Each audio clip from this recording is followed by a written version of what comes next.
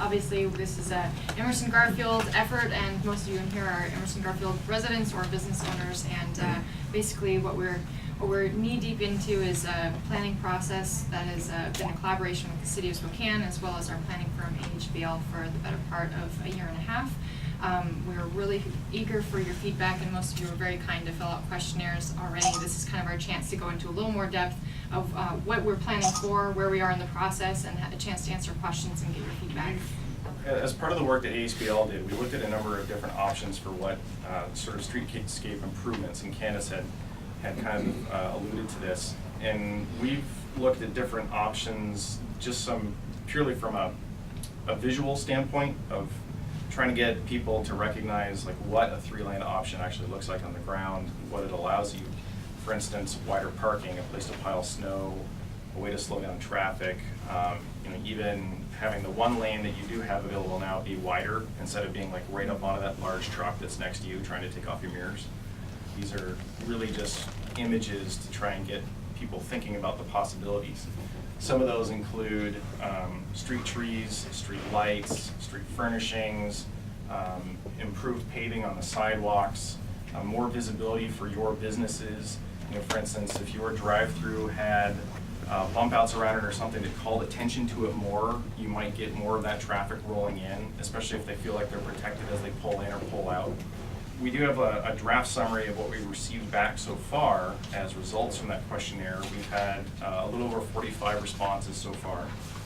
Primarily, people are here from between 7 in the morning and 6 in the evening. There's a perceived sense of safety issues on Monroe.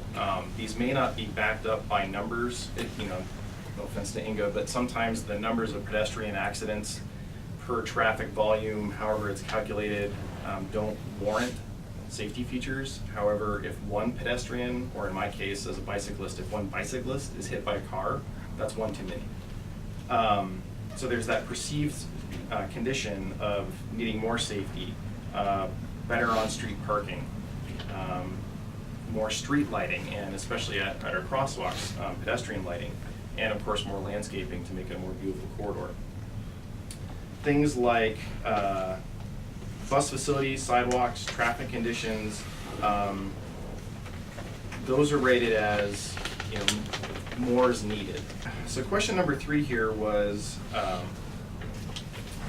would you support or participate in the following? And those are a business association, land use planning, community advertising and promotion, street improvements, traffic improvements, or being on an improvement committee. And there was a 2-to-1 margin of people, you business owners, expressing either wanting to be involved in that process or wanting to learn more about it, about any one of those particular associations or processes that especially will affect your businesses. Part of the questionnaire asks, what would help businesses more on Monroe? More parking was the #1 help for businesses. Addressing homelessness issues was number 2. And then a need for more diverse businesses and customers, and a cleanup of the landscape ranked both 3. And then down from there with maybe like 1 answer apiece were improved crosswalks, more promotions and advertising, more pedestrian and auto traffic, repaving the street, trash cans, safer streets, more bus shelters, getting rid of 10-minute parking zones. These are all handwritten comments, so on the survey down here at the bottom, people were jotting these things in. So number 5 was, what could the city or neighborhood do to help? Improve painted crosswalks. So those could be lighting or signage or the flashing buttons or even the flags that we're seeing now. More parking, better lighting, clean up and beautify the streets and buildings, make a more pedestrian-friendly street, more police presence. And then what improvements would you support? The respondents clearly supported the range of improvements by an aggregate of 4-to-1 margin. So crosswalk improvements, lighting, trees, landscaping, and improved parking scored the highest. Regarding Monroe as a 3-lane arterial, the strongest opposition was expressed to that item. And I think that a lot of cases it's because you're not sure what that means for your business. Which, Understandable. Yeah, very understandable. 23 respondents either supported the idea or wanted to learn more about the 3-lane alternative. But again, that is something that is going to take a lot more study and determination to figure out if it's viable or not. Yeah, one of the things when this idea was first broached about North Monroe beautification, one of the first questions that comes up is who's going to pay for it. And so we already started looking at a few different funding sources. And in our involvement with the neighborhood council, we had been involved, for example, with the corridor advisory panel with the STA, and this was taking a look at, in particular, the North Monroe corridor, which actually, from the STA's viewpoint, extends all the way up from 5 Mile to Moran Prairie. And so they've identified this as a high-performance transit corridor, and so they have big plans for it. And they actually put out a number of proposals, and some were really, really ambitious, like electrified trolley buses, which would make a lot of sense. But they also had some sort of shorter-term proposals as well that they would implement in the near term. And this was, for example, more frequent bus service, more efficient bus service, and even within that scope, they were talking about doing automated ticket machines, for example, to cut down on boarding times. And they would also like to do electrified shelters, the bus shelters that could display transit information in real time. But of course, for them to do that, it would rely on Avista's involvement.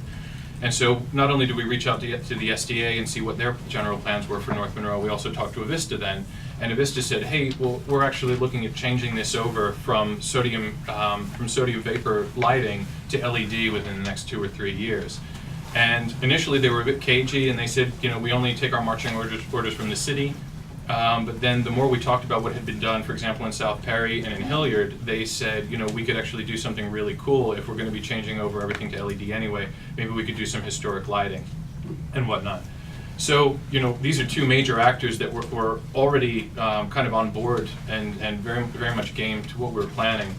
And so the Spokane Transit Authority had identified a few funding sources, and really the more ambitious their plans, the more funding that they're eligible for, strangely enough. So with, for example, the electrified trolley buses, because they would be more energy efficient, there's a lot more federal funding available for them. So they're actually looking at things with a view to the more ambitious, because that would mean more money were available to them. There's also something called the West Quadrant Tax Increment Financing District. And this was something that was initiated pretty much with the development of Kendall Yards. And what they do, it's kind of tough to distill it, but what they anticipate a certain amount of tax revenue were improvements to take place. And so what they do is they start investing that money prematurely in anticipation of these improvements that will then bring increased property values and bring them more revenue. So it's kind of a very forward-looking approach. And last year the TIF had maybe about $60,000 that they might have allocated to all of Monroe. And this year it's more like $150,000. So there's a growing pot of money that's available there that should fund a lot of these improvements. I also got word, and this is in the very short term, but that there's $700,000 of community development funds. In this neighborhood, because of the demographics, it's been eligible for a lot of community development funds in the past, and that's how we've done a lot of improvements that you probably have only noticed in passing. So for example, street trees or sidewalks. That money has come from community development funds that we as a neighborhood council have allocated. So it's money that goes into the neighborhood and is allocated by residents. And that allocation process is changing up in ways that are a bit uncertain, but that money will still be there. So ideally we would be able to draw from a lot of these pots as well as any development funds that the city might have, so that the onus for funding this project actually falls on a number of different sources rather than coming from one single pot. And that gives us a bit more flexibility, and also involves a number of different actors, so that it's not simply done by one entity, but that you would have the STA with a stake, and Avista with a stake, and the city with a stake, and the neighborhood with a stake, which stands more chance of having this realized. So, C-tab money. When you renew your license, you see that $20, little extra $20 on your tab? That goes into a kitty for street improvements, but it also goes towards sidewalk improvements and pedestrian improvements as well. And it brings in about $2.5 million. And the CTAB board is your city council. And so we have a special board that advises us, but it's called the TBD, we have all these acronyms, but CTAB advises us, and then we make the final decision, and we can say, all right, let's focus this money in certain places. So that's one pot of money I can bring to the table.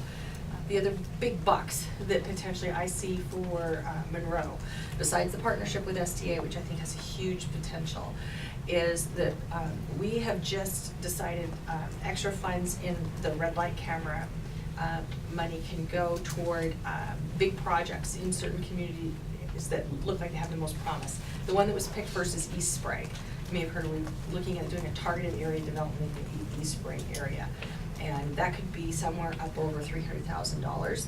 And each district also gets $100,000 a year to do what they call traffic calming measures, which is a multitude of things to slow traffic down and improve the pedestrian and bicycle environment. Along with the leveraging for the city money that's coming in, Monroe could qualify as one of these targeted area investments that could even potentially go for state funding as well. And I think the fact that you would have a potential adopted business plan, revitalized business association, which is another key criteria for getting one of these targeted area investments. To me, right now, it looks like you would put you in the first position or second position for the next targeted area development. So that's what I'd like to work with you on in the next year, is to move you up to first or second position. Some of the improvements on Monroe, like swales, for example, would actually benefit that stormwater runoff and could potentially be funded through stormwater improvements. Another thing is Safe Routes to School. Each project, Safe Routes to School project, can access a pot of up to about $600,000. And right now, kids at Garfield, I know that they cross right here every day, and so that would be identified as a potential Safe Routes to School or Safe Route to School area. And also the Montessori program is uniting over at what is currently the Havermel building, or the community school. And so that would make this doubly eligible for Safe Routes to School improvement. This was the possibility of Monroe turning into a 3-lane alternative. There's lots of different ideas being thrown about, but that is one we wanted to discuss today, since there's probably going to be the most questions about that. So the big question that always comes up is, how much is it going to reduce the traffic volume? Typically what we do is we model the PM peak hour traffic, which would be the traffic that, you know, is basically the rush hour going home. And what we found is that it would probably drop by about 15 to 20% during the PM peak hour. And that's because of a variety of factors. You know, you'd be taking away a lane in each direction, and with that reduced width, it kind of slows down the travel speeds. And that's something that I did see happen on another road diet project that I worked on. The speeds went from about 35 down to 30 on average. So what you get is the people who end up driving the corridor are not so much the people who are in a big rush to get to the north side, which is what you're getting right now.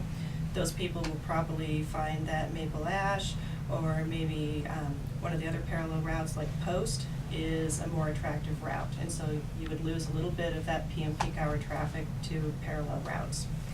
But generally, a street like this, if it's converted to 3 lanes, can sustain about the same level of daily traffic that it has, like for the other hours of the day. You know, you might find that if you get a significant peak during lunch, that might get a little busy. But the rest of the time, I mean, like if you were to look at it right now, it would operate just fine as a 3-lane section. Well, the benefit of it is the safety and the width that you gain back by taking away that curb lane. And so you can use it to increase the width of your sidewalks and to put in some kind of beautification, swales. So I'm from the East Sprague area, East Spokane Business Association. We just did this, you know, and that was the same question we got from other business owners: is why should we do this? It's going to slow traffic down. It's going to mean less traffic through here. But right now, and I drive Monroe quite often, this is a freeway. It's not a street. People are buzzing by. Traffic safety is horrible. Pedestrian safety is horrible. We were having, on average, 3 pedestrian versus vehicle incidences a week. We're down to, we've had 1 in a month. That's huge. We went from 12 to 1. That just, and it's going down more because people are slowing down on there. The other thing is people are slowing down, so they're saying, oh, I didn't know that business is here. I didn't know, and they're pulling over. And because you've widened out the parking, they can pull over and safely get out of their car without feeling like they're taking their life into their hands. So yes, I mean, it feels like, why are we giving up these numbers for the traffic flow? But I think the inverse of that is that you do gain that community back because people are slowing down through this area, which means they're potentially going to stop and invest those dollars in this area. And we've seen it instead of people racing through the East Sprague corridor now, they're slowing down. But we've attracted other businesses because people are slowing down and are able to stop and say, I didn't realize that Azars is still open and there, or what have you. It's been a positive for us. It was hard. Trust me, I was the president of the East Spokane Business Association during that entire preliminary for that project, and I sat in rooms like this where everybody kind of looked at me like, really? This is what you want to do? And we did this just as a pilot. This really is a pilot of a pilot, because we don't have the street trees and the greenery and the curbs and everything. It's all done in paint, and we lost most of that paint over the winter. Thanks, Spokane. But for the most part, it's safe to cross the street, and we've actually seen more pedestrian traffic. I think as spring comes on here, we'll see even more pedestrian traffic. I've gotten customers into my store, my retail storefront, that were just like, I wouldn't stop before because I was afraid to get out of my car. And the city of Spokane seeing that because, hey, we're just shuffling people from downtown to outside the city limits, and none of those tax dollars are staying here. And I think the city and the city council definitely is realizing that we need to slow those people down and make sure those dollars get spent here in the city of Spokane, so that we're thriving and we have more money. More money spent here means there's more tax dollars collected here, which means eventually that 2.2% makes it back to their funds that they can then turn around and feed back into this area. What the STA is doing is they're working on, I don't remember the exact term, but it's basically pulling the bus off past the intersection. So instead of stopping like at the light, they go through the light and then pull off to the side. And they're actually, because you've widened your parking out, you now have a place for that bus to actually fully pull out of traffic, offload, and that traffic that was possibly backed up behind it can pass it, and then there's still enough room for that bus to pull back into the lane of traffic. Only in 2 instances on Sprague do we actually have a place where the bus isn't able to pull out far enough or pull out of the lane of traffic that people actually have to stop behind it. The buses are not what's holding people up. It's the looky-loos now that are holding people up going, I didn't know that business is there, and they slow down to 20 miles an hour, honestly. What do the police do when they want to rip through the middle of the lane to get to a call? Actually, normally they're right there. Because like here, this is like the police's freeway here, right down the middle. Mm-hmm. I mean, what do you do for that? We don't have anything definitive, but our current chief wants to see if he can put a precinct model in where we would not be based right out of here at the base of Monroe for our public safety. Can't say anything about the sheriff department, but the police department's looking at actually embedding it on the north side somewhere. So it would be a little different traffic pattern for our police. So We're kind of a test bed for that precinct model, and honestly, they're not racing. I mean, it's a little different because you do have the courthouse and whatnot down here. Whereabouts exactly you're talking about on East Sprague? I am at the 1700 block of East Sprague.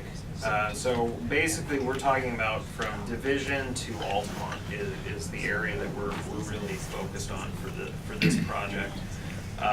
We don't see the cops racing, generally because they're in the area and they're able to, lights off, quiet, be able to get to whatever the incident is. And what has your traffic flow been, Yeah, so we're supposed to do fresh counts here in spring, summer, once the weather settles down, and we'll have an accurate count, but it doesn't feel like it's dropped all that much.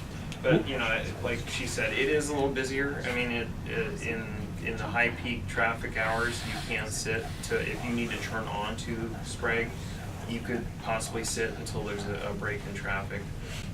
But it really hasn't been all that bad. Well, the benefit of having destinations in a bigger way, you know, having a reason in a real business district feel, you know, where people are coming with the intention of staying, I think benefits everyone along the corridor. And you'll get an intentional traffic instead of drive-through traffic. But the thing is that the way that we look at this is that the people that are used to taking this route and getting to the places they need to get to are not gonna take this route any longer. Yeah, So they're not coming. you are not gonna have Out the of sight, out of customers. mind. Out of sight, out of mind. We But they did a won't stop anyway. streetscape at least 10 years ago. I mean, you guys weren't. Yeah, involved, and what happened and with one, that? and part of it, we looked at doing a 3-lane Right. road and And we were told at the time that, There's no way that that's there gonna was no way that that could happen that physically. by it the couldn't- engineering Yeah. department. And the engineering department at this time is conveying that even the traffic levels we have currently don't necessarily warrant the number of lanes that we have. I mean, the modeling that the city used 10 years ago is not the same traffic modeling that they're using. If we use the same modeling that they used 10 years ago on Sprague, Sprague's volume should be at 75,000 cars. It would have to be a 6-lane highway at this point. It's just not gonna happen. So, you know, it's still, it actually leveled out and it really hasn't changed. And if anything, I think it's still close to the same. I don't think your traffic volume is gonna change as much. And I think honestly, that if it slows you down a little bit, people are gonna be able to turn into your drive-through a lot easier than they were before. I'm from Perry District.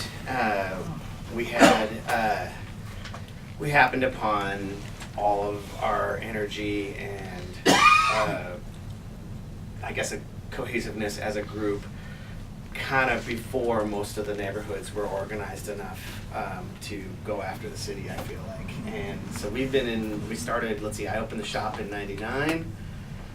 And that spring, I started walking up and down the street and inviting everyone to form a business association and revitalize that neighborhood. We were fortunate. Let's see. During the process, I spent just countless hours in the, volunteering and sitting on the growth management. When they were working on all of that and doing everything with the city, working with traffic and working with planning and helping create the centers and corridors, zone designation, and all of this. And we had a low-income neighborhood, high traffic, but nothing like this, I don't think. I think our numbers at the time were like 12,000. It sounds like this is the biggest issue, is the lane thing, right? So we had, the city at the time had hired some engineers. They said that the number one thing to help businesses was to calm traffic. And they listed businesses such as drive-through type businesses, as well as walk-up retail type businesses. They had huge cred in the districts that they rattled off. They said, and I know they mentioned Pearl District in Portland and others around the country, and they were very thrilled with the opportunity to be here in Spokane and working and telling people. This was all just complete new information for me, and what we tried to do there on Perry Street was basically like slow the traffic, because it is a school zone.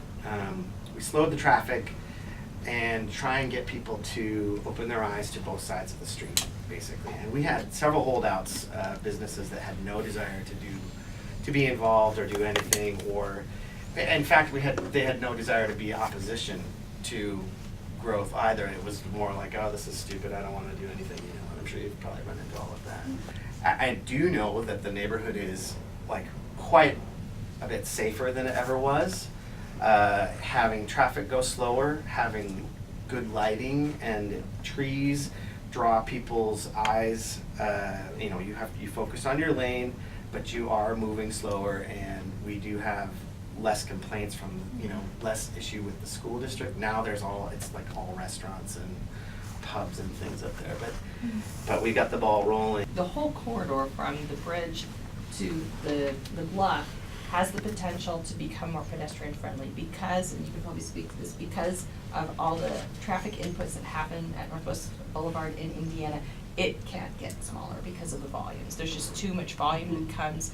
So the place that would have the most dramatic shift, where they call it the road diet, would happen at potentially happen at Northwest Boulevard, and it could extend that whole thing. But none of this is set in stone. None of this has been, 2 too far down the road. And a lot of the pedestrian and street amenities, that infrastructure that could potentially happen, don't require it to be a 3-lane. That can also happen Yeah, on a that was larger. my question. I do agree wholeheartedly that having room to open your car door when you're getting out is huge for people, for the comfort of people and stopping and parking, that sort of thing. And also, I would agree with what you said about the busing issue. But what I wanted to touch on was, I heard you mention about police cars driving back and forth quite fast, and I've been on Monroe and seen that. And that's kind of crazy, and I do believe that as a group, you have a pretty strong voice and could go, and I think that's something that actually needs to be addressed with the police department. Well, it's not just the police, Absolutely. it's AMR and the Yeah, fire all of department. it, all of it. They're 'Cause flying they- up and down they, there every day. I think, as a cohesive group, that was, when we got the ball rolling and anything that we pushed for on Perry Street, this was 15 years ago, but anything we pushed for, we decided, hey, this is a problem, we're gonna try and fix it. We'd go talk to that group, have someone here, and it actually, it really was huge. Call the police, because we had them racing up and down Perry Street, which is a 20 mile zone, because the school is right there at the corner of 9th and Perry, and it took no time for them to be aware of it, and there are limits. They do have rules that they have to follow as well, and I'm sure that they're willing. Even if we were all unanimously like, we want 3 lanes, that's just like the very base of the whole process in front of us. There would be additional studies that would have to take place, additional canvassing of our neighborhood to get more feedback from business owners, property owners, all of our stakeholders, and of course just viability studies that we have no funding for in this type of planning. So really what we need to leave this room with today, just to keep it back to the goals, is to know what do you guys see as the issues as business owners here? What do you want to see improvements? You can see the data we've received from the residents. Beautification, pedestrian safety, those were the top 2, and those were majorly focused on Monroe here. So traffic calming obviously corresponds with pedestrian safety, but so do safe crossings, so does better lighting.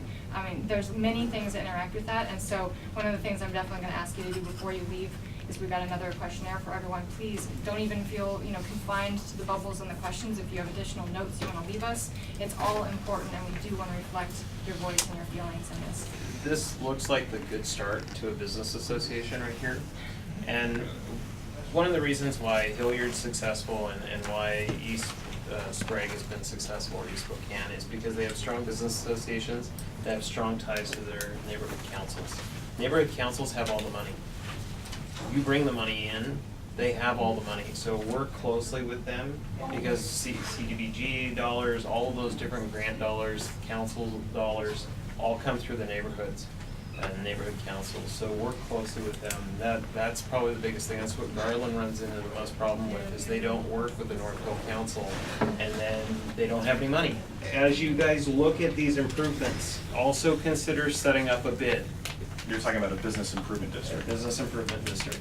Do that almost at the same time, if not before, you go plant trees and you go put trash cans in place, because you need somebody to take care of that. And bids are scary, because that means that you're taxing yourself to have this taken care of, but if you want it to last, that's what you need to do. And there's lots of other ways, there's tips, there's a lot of other different funding mechanisms for that, but that's one of the things that Hilliard ran into, is they had this shovel-ready project, but no bid to take care of it. And it almost immediately fell into disarray, because nobody was watering the trees, and nobody was taking care of that area, and they've struggled to establish that bid. So these are just other things to consider. The other thing is that the NBC, or the Neighborhood Business Centers program, has been pulled. We're slowly working it away from the city, and trying to build these business associations as a collaborative effort to work with the city and work with the different departments to get things done. Right now it's under neighborhood services, which is a good place for it, but there's a lot that can be done. So I do invite whatever comes out of this, I do invite you guys to participate in that. You're more than welcome. We meet down at the county Kendall Yards community room. It's the first Thursday of every month at 7:30 a.m. So nice and early. You're also more than welcome to join us at the East Spokane Business Association. That's at the new Sprague Union Terrace, which is on Sprague. It's the 4-story shiny diamond in the middle of nothingness there, and that's also in the community room there. as well. And if you have any questions, please feel free to find me. I'll give you my business card. I'm happy to chat about this. We've been doing this for years, and there's still a lot to be done, and there's a lot of positives that can happen out of all of this here. When I first learned about changing to 3 lanes, I had the immediate conservative business owner aspect. What else can we do for Spokane? And I really kind of camped out in that for a while. And then I drive Sprague a lot. I live in South Perry. I got online. You know, I came from a community that grew from 20,000 to 385,000 in 15 years and went from 3 lanes to 1 lane. And it was so unbelievably successful. From the opposite, I'm trying to become open and really embrace this idea, because it is the next phase. And when we go through these regentrification and this identification as a district, which we are, I think we have the potential to really thrive and attain an identity that we're proud of and that we're all part of. And I think pedestrianization could be it. And I'm excited to be open to it and to learn more about it. And you know, I think this South Perry and on a tiny, just not even a drop in the bucket. You know, you think about the Pearl District in Portland, well, come on, they've been doing it for a couple decades now at least, and it's massive. And it's where it's all happening. And I would love to be part of a business district that I want to walk. You know, I don't like driving up and down Monroe. I'm scared to death because my mirror almost gets smashed off, or that someone walks out in the middle of traffic because they don't feel like finding a sidewalk. That would be really nice, and I would love to patronize my fellow business owners because I wanted to get out and be part of something bigger than petunias. Have you guys ever done an angled parking study?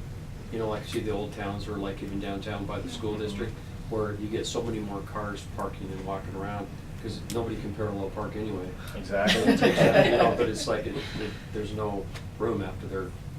Our company has done that in Tacoma now, on one of the busiest streets in downtown Tacoma.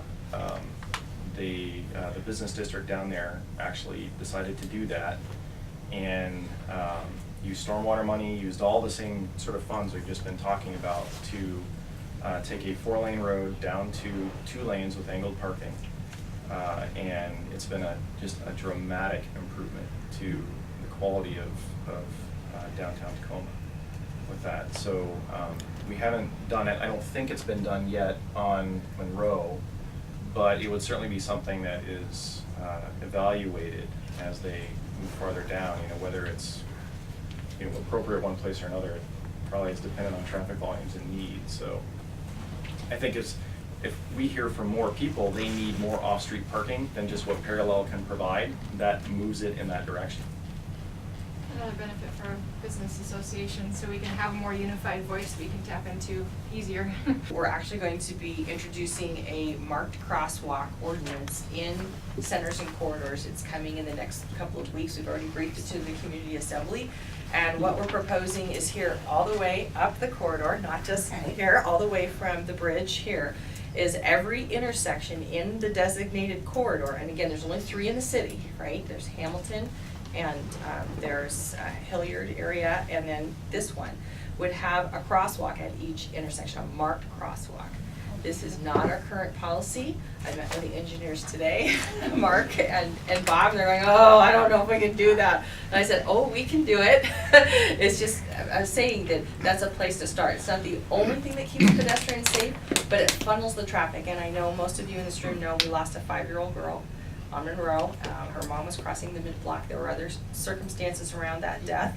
But mid-block accidents, and I'm sure you hear about these, this is the most dangerous thing, when people don't walk where they're supposed to. And not everyone knows you're only supposed to walk at the end, because if we don't have them marked for crosswalks, how do you know that? And have any of you ever had to stop up and down Monroe for someone crossing in the mid-block and they almost get hit by the car coming around you. Okay, so I'm really worried about this. I don't want to lose any more kindergartners. I don't care really how old you are. I don't want to lose anyone. But I think if we can have that marked crosswalk ordinance, I think you would see the next construction season, that would be where we would go. And that's the first thing I'd like to get out there immediately. There's several other things that we can do to get to the point when this would happen. This is a more long-range plan, but I'm willing to work on those short-range plans. And I know part of your planning is many of those other infrastructure things you were talking about. There's things called pedestrian refuge islands. Several things that they are proposing that can be done, and that can be done in the interim before this would even necessarily come in. So we're gonna do it. We're gonna get some things that are gonna make Monroe better, and you know, I don't know if we'll get to that or not right away, but in the process we'll get there. So. Is that deal by GU very expensive, you know, where the students? The Hawk Light? How much is something like that cost? Screeching halt as soon as the students come back. in the 20,000. summertime. Everybody's not used to them. But they just are- it's an option. I'm not. Dale could put one of those. I in think and Dale, get well, one. his waffles are so good that, you know, it's worth it to walk across the street. But no, there's many of these, and you know, to me, the more we can get people to feel safe to get out of their cars, the more they'll come and visit you. So that's the goal. But we did, several years ago, the streetscape and The bump outs. well, we did a engineered architectural design of all of North Monroe with 3 different levels of options as for traffic calming, whether or not it's what do they call it, the waffled street that slow Right, you the down, textured the and- textures and we did a 3-lane option. And I think we spent about $50,000 on it. It was huge. Was that a TIF program that you were working on? We actually, it was a grant that we got from the neighborhood community center, and I mean, it was all in place, and then nothing's Then happened. we had political upheaval. So I mean, here we've done all the footwork. All right. Well, I don't see any reason why we can't research and find where the heck that is and turn it over to them to brush it up. We've done all of these studies. Granted that it's probably good to update them, but Bill Kelly came in and Yes. the kids came and did Okay. the young students did all of the parking inventory throughout the whole area. We've done all of that information. My firm was part of the team that won the project to do the study. Sure. And then it disappeared, so we couldn't hire another planner. But anyway, as part of the background research, when we were putting all that together, we obtained all those plans and the studies. Those are all packaged together and they're ready to go to be rolled into the study when it gets revived, like when we finally get it kicked off again.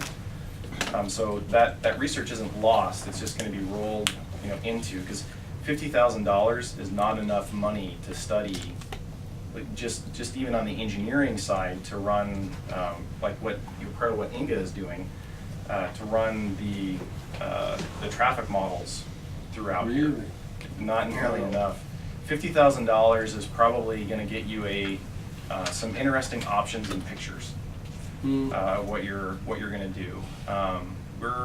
You're talking about a $400,000 or $500,000 study is what's going to be necessary, because there's a lot of different people involved. The amount of coordination that goes into it, public meetings like this. It's going to be a big process, and that especially when it does get kicked off. I'm looking at Candace.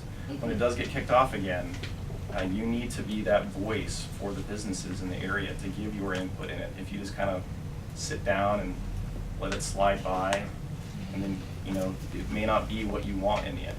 What you want is to get to a point where you have a plan that most of you agree on and that's shovel-ready. Projects. Because eventually there's gonna be shovel-ready money, and when you send Terry Stripes after shovel-ready money, things happen, and that's how Hilliard happened, that's how South Perry happened. But that's what because we they were shovel. told, is that we Yeah. had everything Right. ready, But- and Terry Stripes was working on the money, and it was always, we were next in line. But you gotta be vigilant. You have to be vigilant and don't trust them. Mm. They're Yeah. politicians. But we did, we spent Don't trust them. every Thursday for Yeah. months. I understand, but like I said, And it it's took frustrating. me 2 years as president and 4.5 years as the East Spokane Business Association just to do a pilot project of paint for a 3-lane striping on Sprague. This is a pilot project. We're not anywhere near a final build like this. All we did was put paint on the ground, and we had to raise our own money to do it. $150,000 to put paint on Sprague. So you have to stay after them. If that's what you guys agree on, keep going. We're still going. We just got paint. That's not. And I just finished a federal study that I just read about, are marked crosswalks safe or not? Someone made the analogy, well, you know, more people are hitting crosswalks than anything, so stay out of the crosswalks. And someone said, well, that's like saying more kids drown in swimming pools, so don't let your kid go in a swimming pool, Exactly. right? But crosswalks alone won't solve the problem. It's all the other things that the build out that goes. One of the things I'm just going to mention, and I know we need to wrap up here. Monroe has something that no other north-south corridor has in Spokane, and that is that their buildings are already built right up to the street, and you have lots of windows that you can peek in and see what's going on and see that there's activity. I noticed that new motorcycle, Tony's motorcycle shop up there. Wow, I kind of peek in there. What's he working on, you know? And we have that where if you go up Maple Ash, that doesn't really exist. If you go up Post or Wall or even Division, that's a whole different animal. But what does Monroe have? Monroe has this amazing business corridor, and it's already built.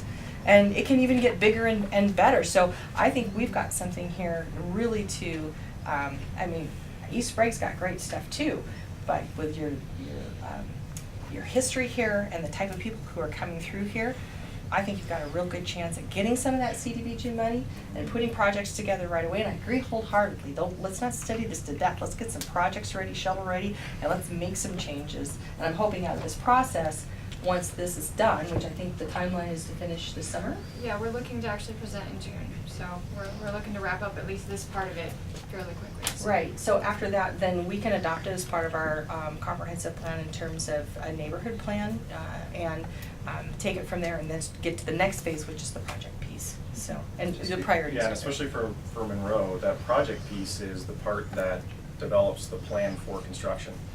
In order to get a lot of the other funding, ICE-T money, the transportation funds, all that sort of thing, you have to have not necessarily shovel ready as in we're ready to go to bid, but you have to have a design plan that has very concrete cost estimates in it.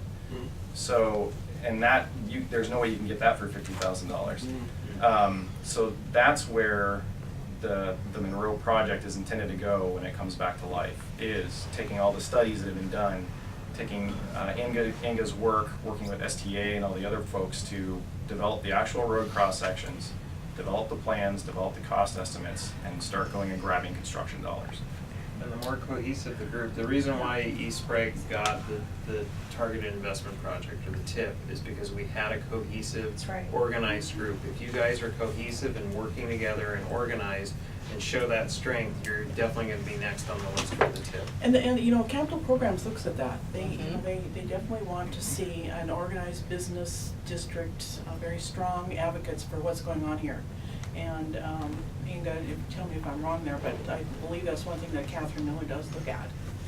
On the neighborhood end of things, you have a very dedicated base of residents that are very passionate about this revitalization effort, very passionate about wanting to be able to support our business district better. I have to tell you, for the 8 volunteers that were out just trying to get survey results, I personally felt at times I was taking my life in my hands just trying to cross the street to hit my buildings. So anyway, we're here for you guys. We're so excited about the participation level. I love hearing that you guys were involved in planning efforts previously, so I'm hoping that means I can count on you moving forward. And I know we would love to pursue revitalizing a business association of some kind, so I'd love to pick your brain on what that looked like. Or go up to 9th and Perry, or go up even up to Hilliard and see what was done. And it absolutely transforms the whole environment around your property. And so I think you have to weigh the benefit, the cost benefit for that, and say, what would that really do? I think that some of the business districts, the business improvement districts, have decided that they're actually going to pool their money to pay for some of the watering of what they call refuges, or the islands that happen in the middle of the street where they have put plantings and have put some street trees. Also, one of the neighborhoods has actually, their street lights, they've gotten some sort of new old-fashioned stylized streetlights, and they have 2 different power sources. So when they have, let's say a seasonal event, like let's say at Christmas, they have a way to put in twinkle lights, or they can hang banners from them and light it, and they have a separate lighting source, so they actually have a separate light bill. And they've decided to do that as a business association. So I know Garland's looking at doing that. They're definitely looking at putting in street trees and putting in lamps and having the business improvement district as a whole paved to maintain it so it's consistent. So one landowner maybe goes out of business and doesn't take care of the trees, it kind of wrecks the whole, whole feel for it. So that's why they chose to do it. But that would be certainly up to you if you want to participate in something like that. Thinking? And you guys can help by talking to your neighbors and talking to your fellow businesses that aren't here tonight, and good, bad, or indifferent, just, try and get the word out there that this is what's happening. And participation, whether they agree with it or don't, I mean, you're gonna get more the more that you guys all participate. And there's more towards a options. common goal. There's always more options. Absolutely. The more involvement, the better, which is a good segue. At the bottom of the agendas, there's 3 calendar items. You guys are all invited to participate with us on the neighborhood council. We encourage it. We meet every month. So the next meeting is marked here as May 14. We meet at the Corbin Senior Activity Center. Also, we will be presenting the final document of this stage of the plan on June 12th, also at the Corbin Senior Center. It's open to the public. So many of the residents that were involved in the earlier workshops will undoubtedly come. We'd love to have a good business voice as well. And then just a reminder too that we do have our very own neighborhood farmers market that we launched last season, and that's starting up again this season on June 6th, running through October, and that's at Knox Presbyterian. So there are a lot of exciting things happening. We're trying very hard as a neighborhood council to make sure we've got a good track and good momentum going, and this is a wonderful part of that as well. So if you guys don't mind, let's please take a few minutes to fill out the surveys. It's essential data for us. And any additional comments, we do have, email addresses on our blog. If you want to email us personally any additional thoughts, we encourage that as well.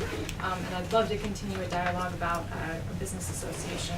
Obviously, as I don't have a storefront, I can't be the spearhead for that, but I'd love to see it happen. So We happily yes, please, EJ. We happily promote any business events on the neighborhood blog, so please get in touch. Petunias has a chocolate event this Saturday, and so we've already posted that on our blog and Facebook page. So anytime you've got specials or anything like that, please let us know, because we